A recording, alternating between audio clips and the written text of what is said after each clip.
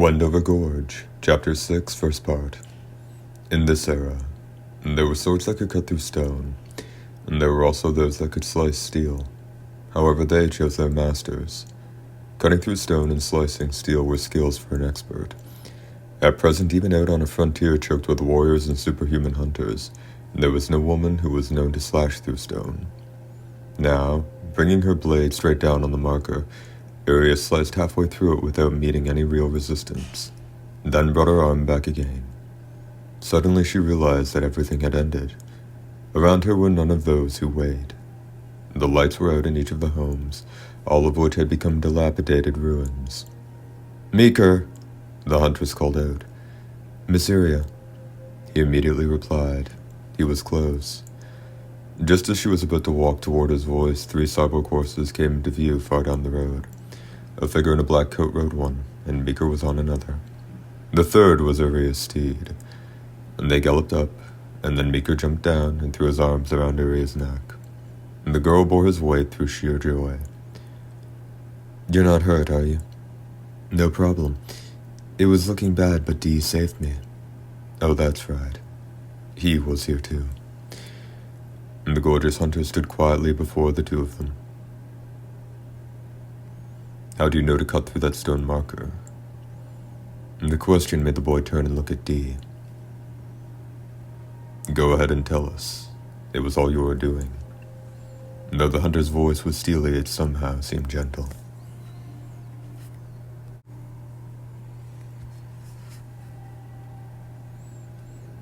The boy nodded. Through the darkness, Aria saw his flush of pride.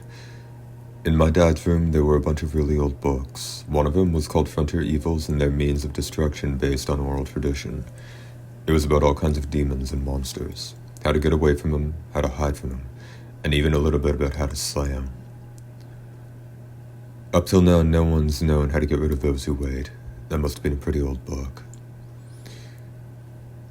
It wasn't really a book, more like a bunch of ratty old papers bound together. My dad made the cover himself. "Looks like someone was a smart cookie," remarked the hoarse voice. "Your father found all these old scraps and notes and put them together into a single volume. Any ideas whose notes they were?" "Yeah, I think..." Closing his eyes, Meeker's face took on an adult's grimace. "I'm pretty sure it was Montague, Father Montague Lord Jessam." "Oh, him," the hoarse voice said, seeming satisfied. "You know him?" Aria inquired. "He was an eccentric holy man who roamed all over the frontier about a century ago, collecting all kinds of old legends and stories. But before he could put them all together in a single volume, he had a heart attack and died. Since he was staying at an inn for merchants when he croaked, his valuable possessions were gone before his relatives or apprentices could get there. And I heard that, aside from a small portion, his notes and other writings had scattered to the 4 winds. So the squirt's father got his hands on him, eh?" "You'll come in handy. You just saved me, and Dee too." "That's right," Dee said. Aria gave the boy so happy and proud he was frozen in place, a look of exceeding tenderness. "And so another legend falls. Let's go," Dee said.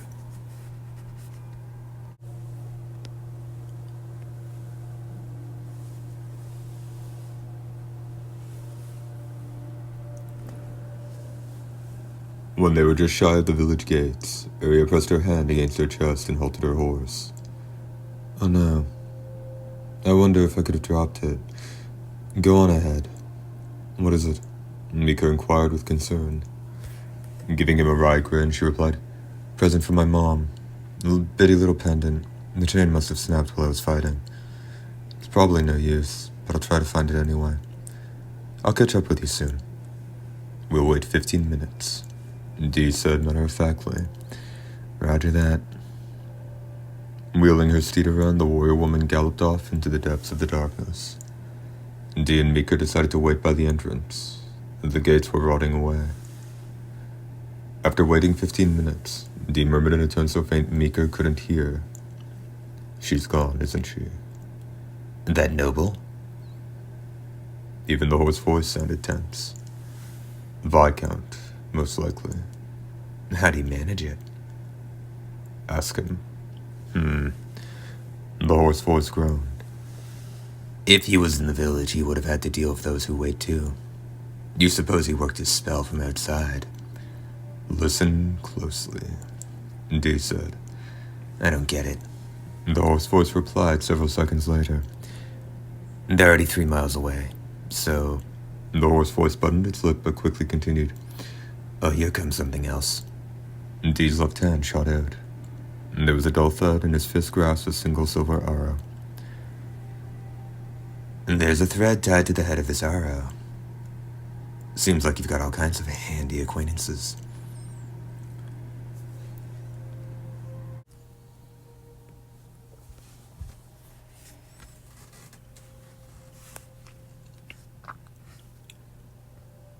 Ignoring the taunting tone of the hoarse voice, Dee followed the thread so fine it would have been imperceptible to the naked eye, and then turned to the boy. The highway's to the west, is there a mountain or a hill along the way? Furrowing his brow for a moment, Mika replied, Sure, about 1.25 miles up ahead there are 4 hills. How do you know that? Because I read maps of the frontier. You don't mean to tell me you've got them all memorized, do you? And the hoarse voice said, I do. Little shit. Dee's left hand said, rising. Using his right hand to pull it back down, Dee remarked, It's like Uriah said, you come in handy. Don't I, though? Get on behind me. We're in for a rough ride. Your tail end will be killing you. Yes, sir. Mika gladly transferred to the hunter's steed, and leaving the other 2 steeds there, Dee gave a kick to his horse's flank, and with the toss of its mane, the cyborg horse broke into a gallop. Though from the outside the carriage appeared to be of average size, and the interior was strangely roomy, Iria found herself resting on the floor of a room that looked to be about 1,800 square feet. Her arms and legs were immobilized, and though her body told her she was bound by some sort of fine thread, she couldn't see it, no matter how she strained her eyes. Yet the pain of the thread biting into her, and the deep whelps it left on her skin told her it was no illusion. From the faint shaking, she determined that the carriage was still in motion.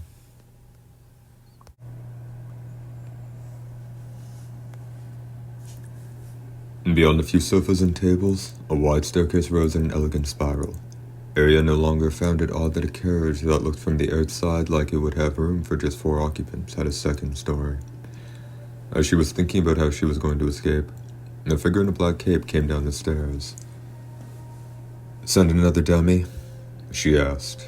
Iria wasn't the least bit cowed. I'm the genuine article. The caped figure came over, with a pale skin unique to the nobility and red eyes that burned in the darkness. He had a slender flat frame that projected a particularly cruel image. The horses that draw this carriage are unusually swift. You should know we're already more than 12 miles from the village. Not even the hunter known as Dee could possibly catch up to us. Sooner or later, this shit heap of a wagon will have to stop. And when it does, you'll have a fight on your hands. In fact, I don't even need to wait for Dee. I'll dispose of you myself. Okay then, cut me free. It would appear you are merely capable of making threats, human. And yet... Resting his hand against his slender chin, the Viscount stared thoughtfully at Iria.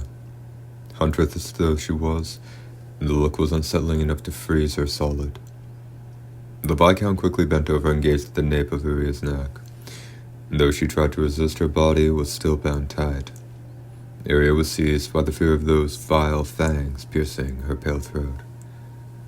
Reaching for her trembling chin and examining her scrupulously, seemingly in spite of himself, the Viscount murmured, It's as if we never bit you. Who could do such a thing? It's just your imagination, Iria spat venomously. No one bit me. If you want to, go ahead and try biting me now. Yes, the Viscount said with a nod, and Iria thought, damn it. That would be the best way to resolve this question, and I must thank you for making the suggestion.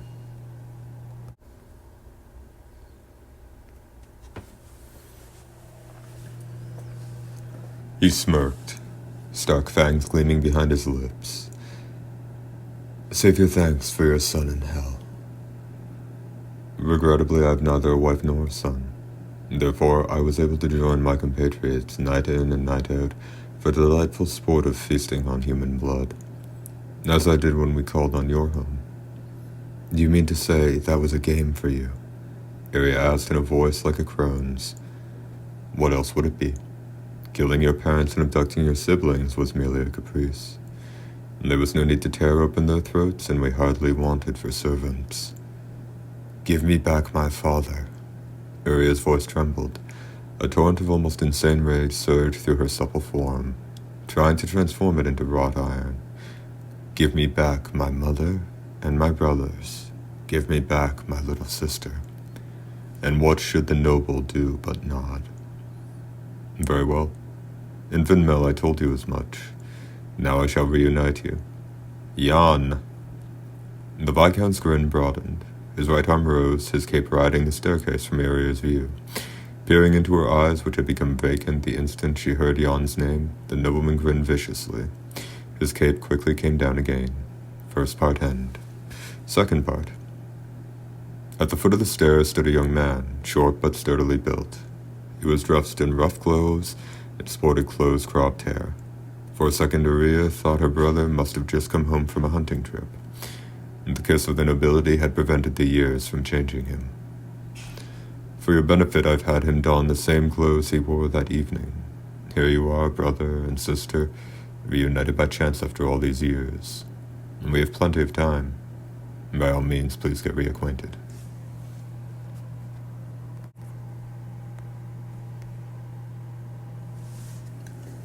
A heartbeat later, Arya realized she'd been set free.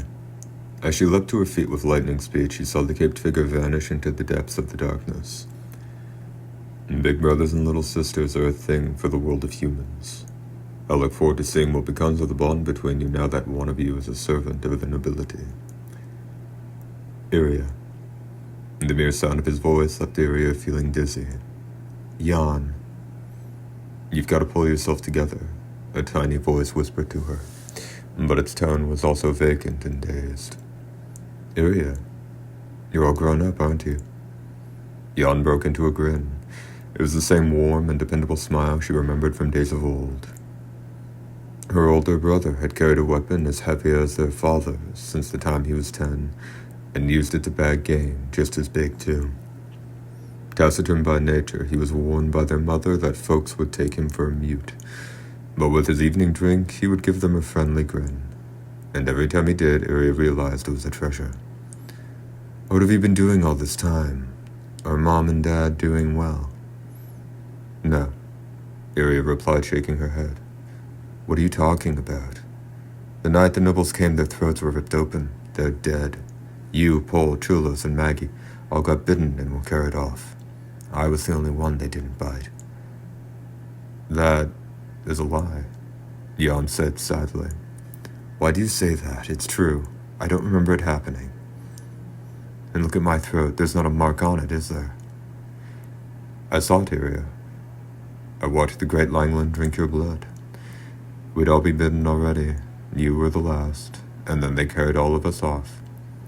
If Count Langland hadn't told them to leave you there, you would have met the same fate we did.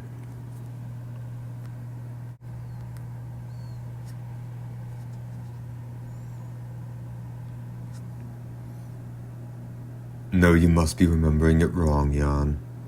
You're the one who's wrong. Jan gazed patiently at his little sister. What's with your eyes? Why are they red? I'll tell you what happened, okay? Just don't look at me. Arya. Afterward, I was rescued by a passing witch doctor. He took me on the road with him. With my whole family bitten by nobles and taken away, I couldn't very well stay in that village, after all. There was no saying you wouldn't all come and attack the place. Then I learned how to use swords and other weapons, and I set out on a journey to find all of you. I wanted to rescue you, if you hadn't been made servants of the nobility yet. If I was too late, I would drive a wooden stake through your hearts before you could hurt anyone else. Who taught you how to use weapons? Who? Different people? Before you slew Baron Mitterhaus, you took care of Councillor Grape, Duke Schultz, and Baron Lisbon, and you had to deal with Paul, Maggie, and Scheck. Quite an accomplishment. I can imagine what Mom and Dad would call you. Sibling slayer. I didn't have a choice. Aria protested. The shock had been surprisingly faint. From the instant her blade slid into the heart of the first she dealt with, Maggie, all consciousness of their blood ties had been transformed to something else entirely. Aria had since stained her hands with the blood of two more siblings. Being servants of the nobility, you have to do whatever you're told, and I had to stop that. And now it's my turn. Jan's smile broadened. His meaty hands grabbed hold of Aria's shoulders.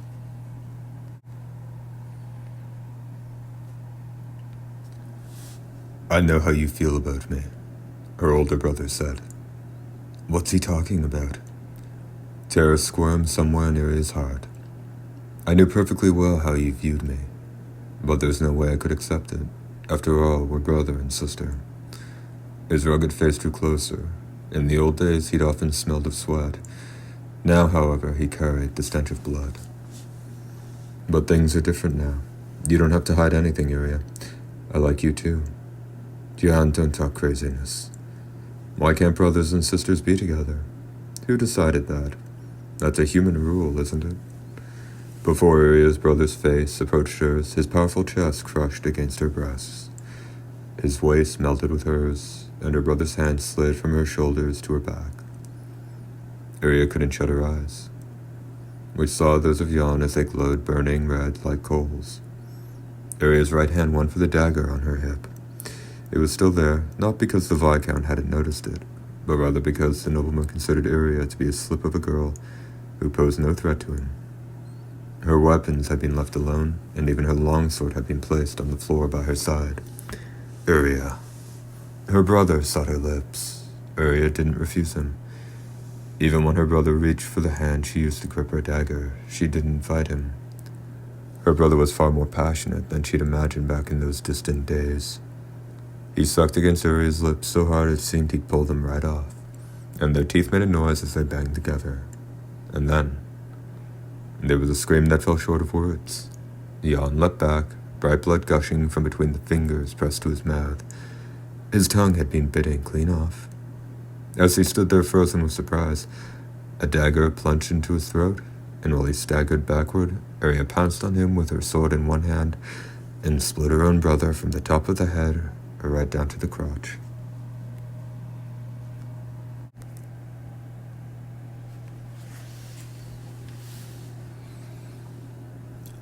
As Jan fell without a word, his eyes weren't those of a brother looking out for his little sister.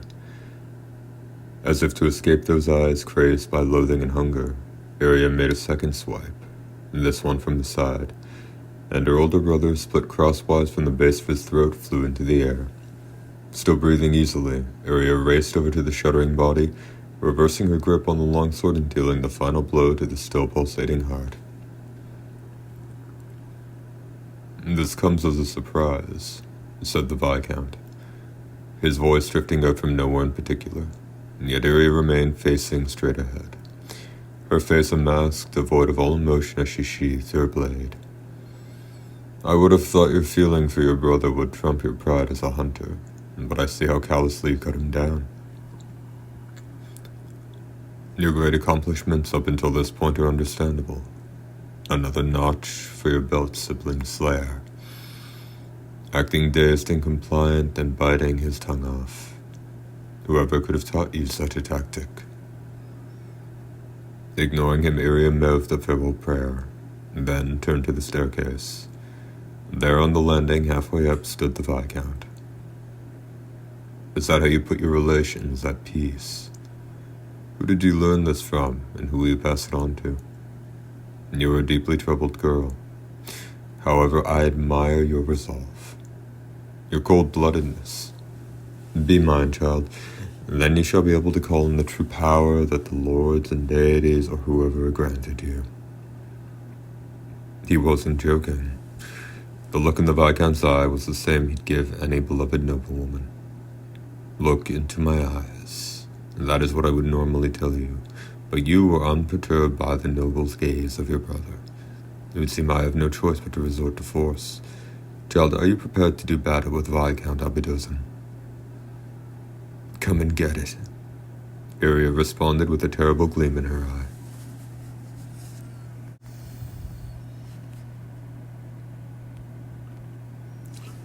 The carriage was approaching an old suspension bridge. It wasn't one of the noble's making.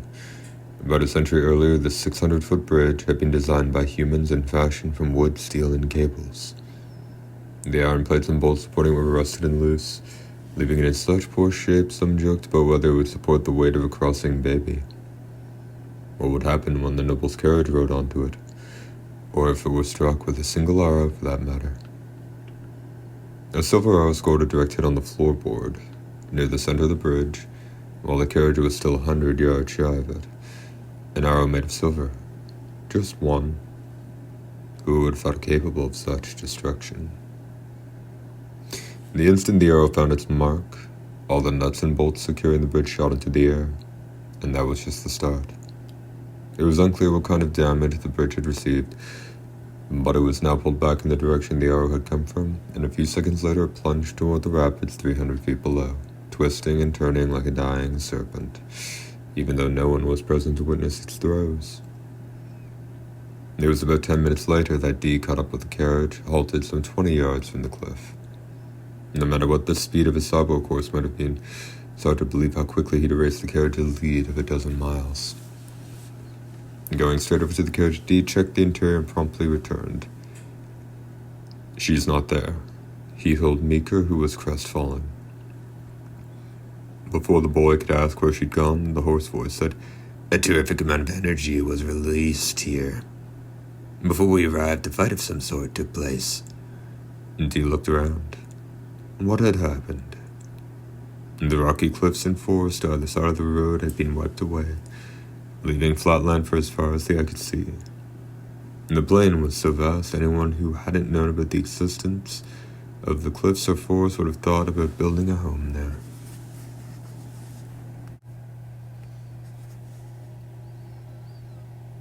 How much would this take? Dee asked. He was wondering how much energy would be required to work such a transformation of the place. Roughly 50 billion. The hoarse voice began, but then a prismatic mist blew there away, like a rainbow born on the wind. In front of Dee on the ground and Meeker on horseback, the mist changed shape, swayed, and in the blink of an eye resolved into a pair of human figures. Naziria. Albidozan. In response to the cries from Meeker and the hoarse voice, the man in the cape made an elegant bow. Surprisingly enough, Meeker bowed his head in return. The nobleman's actions were so refined the boy couldn't help himself. "So good of you to come all this way," the Viscount told Dee and Meeker. From the sincerity in his voice, it seemed he meant every word. "However, the girl has kept me from doing much." He gazed lovingly at the pale visage of Iria, who stood like a zombie by his side. Suddenly his eyes filled with naked hate, and his gaze shot to the plain to his left. "Whoever can you be, you hateful yet remarkable archer? By all means, take another shot once I've dealt with this hindrance."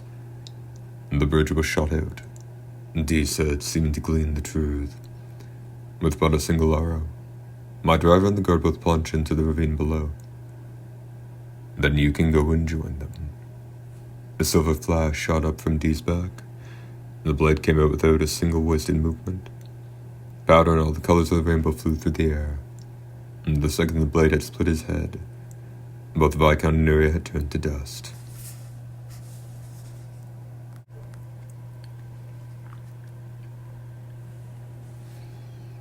"Albidozan's sorcery. Watch yourself," the hoarse voice said. "Stay right there," Dee told Meeker, and then the hunter shut his eyes. He was searching for a sign of the nobleman. "Here I am, right here." Once again the prismatic fog drifted, taking the form of the noble and the hunters. Straight ahead of Dee, and to his right and left and behind him, the unmistakable image of the pair took shape while the Viscount laughed scornfully. "Not even the super keen senses of a Dampier can see through my pack of duplicates." Now more than 20 Viscounts were undoing the top buttons of the same number of areas and stroking the pale throats that were exposed. The Arius groaned in a low voice. For all its loathing, the tone also carried an inescapable ring of desire. D. Though Dee didn't move in response to her moan, when the Viscount charged him at all from all sides, his right arm flourished his blade, reducing each and every one of the attackers to dust. Quite an accomplishment. I see my duplicates don't return to normal. So this is the man they call D. One of the Viscounts exclaimed, unmistakable fear and admiration in his voice, and then he dashed toward the cliff with Iria in his arms. Watch yourself, The hoarse voice urged. Albedozen stood stock still, unable to flee any further, while the hunter's blade rose to strike him down. But at that instant, he felt a change in the ground beneath his feet. He'd stepped out into empty space. Without saying a word and with his sword still raised, D was swallowed by the darkness. Second part end. Third part. However, as D fell, he thrust his sword into the rock face before him. Perhaps it was a result of his otherworldly pose, or maybe it was D's skill. But the blade sank halfway into the rock, supporting its wielder. But D didn't move after that.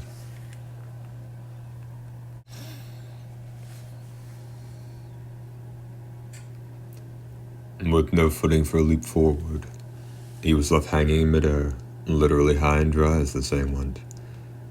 You are a stalwart foe, the Viscount laughed, standing on a rock just shy of the edge of the cliff, a scant 15 feet above the hunter. Iria was in his arms. However, you find yourself in quite a fix. You may hang there, helpless as a bagworm, and watch as I make this girl mine. His lips latched onto her supple neck. Iria writhed, but when the lips came away, there was no wound there. Apparently, it had been an ordinary kiss. Although it seemed like the Viscount wanted to sink his fangs into her, he sounded somehow dissatisfied as he said, I was going to take this girl to Kraken's castle. Though at first he intended to kill her and dispatched assassins toward that end, he came to harbor the same doubts that I do and changed his mind. There is something unusual about this girl. She leaves me ill at ease. As a result, I have decided to grant her the blood of the nobility here and now. Forgive me, Kraken, but you share the anxiety I feel. Now I will remove the need for it. His mouth opened wide, and within it gleamed a gruesome pair of fangs. More than anything, it was the blood-crazed look on the noble's face that spoke of his true intention in this time. Strength flowed into D's right arm. His muscles became iron. His body rose immediately. With nothing but the power of one arm, he propelled himself upward, and there was a whistle as the black streak knifed through the darkness. The hunter had extracted his longsword as well. Albedozen bent backward, almost reflexively escaping with just a cut to the end of his nose, only because the timing of the blade had been thrown off. And the nobleman backed up a few yards, and on seeing D atop the cliff, he pressed his accursed lips to the throat of the enthralled Iria. Iria's body stiffened and then released. Her vacant expression was quickly transformed to one of rapturous delight. No matter what a person's state of mind, from the peaceful excitement to the murky depths of despair, the kiss of nobility would put them in a trance. When the Viscount turned and grinned at D, his lips were stained with blood.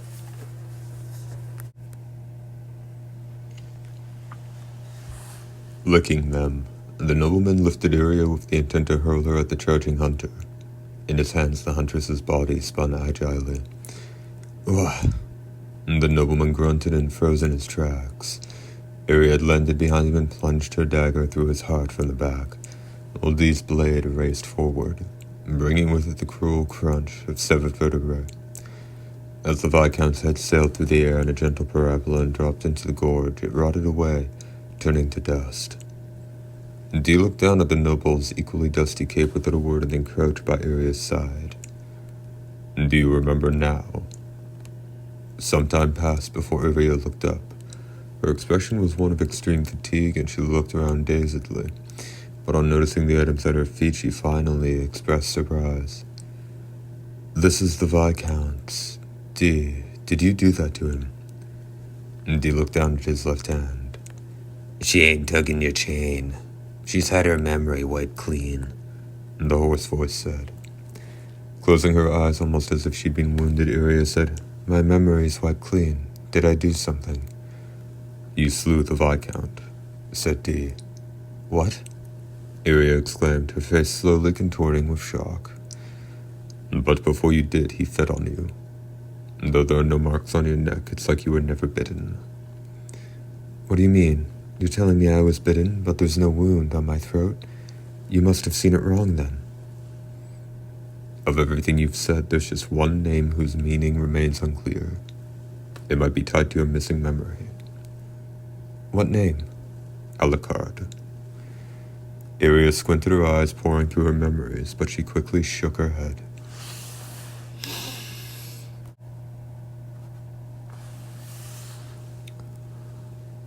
"So this Alucard person set it up so that when I destroy a noble, I lose all memory of it." "While you're fighting them, it's not your memories you lose, but your emotions. The memory eraser is so you'll forget that you've been bitten. And the human psyche isn't equipped to deal with that shock. And just getting bitten would probably take every last bit of fight out of you." "In that case, when I'm fighting and slaying nobles, I wouldn't remember anything, right?" "That's about the size of it," said the hoarse voice. "But I don't think there's a witch doctor or sorcerer in the world who could keep the kiss of the nobility from going into effect. But you say Alucard. "Dee, are we setting out soon?" Iria inquired, turning a doleful countenance toward the hunter. "It'll be dawn soon. We'll wait till then." "In that case, come with me.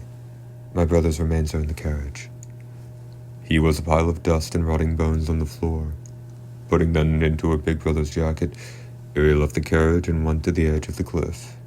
"Ashes to ashes," she intoned in a faint voice, her eyes shut. "Dust to dust. Be borne off on the winds carried with the rain, lost in the ground. Bring forth new trees and new grass, new flowers and new grains. Bring forth new life." She scattered the dust. The girl watched with that expression as her older brother's remains spread like smoke, melting away into the darkness. "It's done," she told Dee, and there were no tears in her eyes. The strength was returning to her stride as she walked toward Mika, and watching her go, the hoarse voice remarked, "She does away with her own blood, and she ain't even upset about it. That's gotta warp you." "In what way?" Dee asked the hoarse voice. "If I knew that, it'd save us a lot of trouble.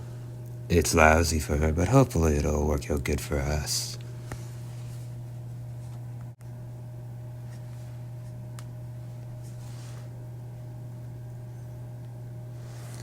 As the hunter walked back to his saddle horse, Mika called out to him, "How are we supposed to cross here now that the noble we were chasing has been slain?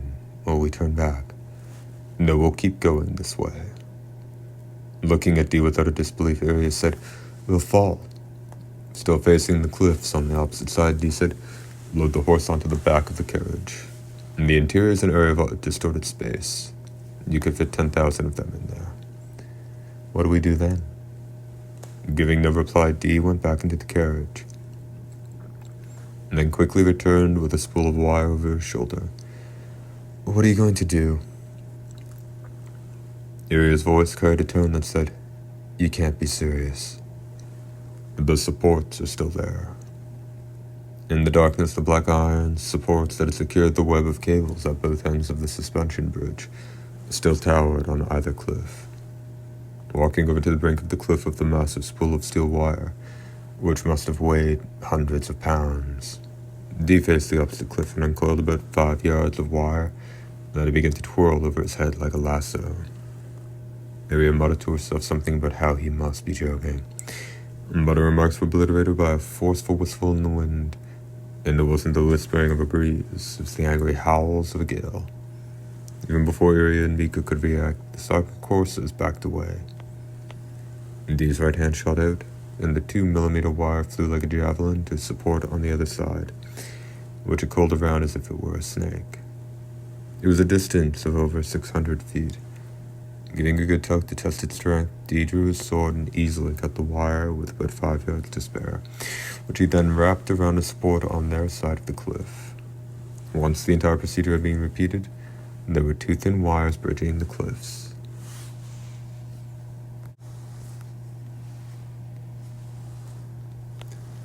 "Get in the carriage," Dee told them, not showing a sign of exertion. "Well, just a second there. You planning on crossing on those wires?"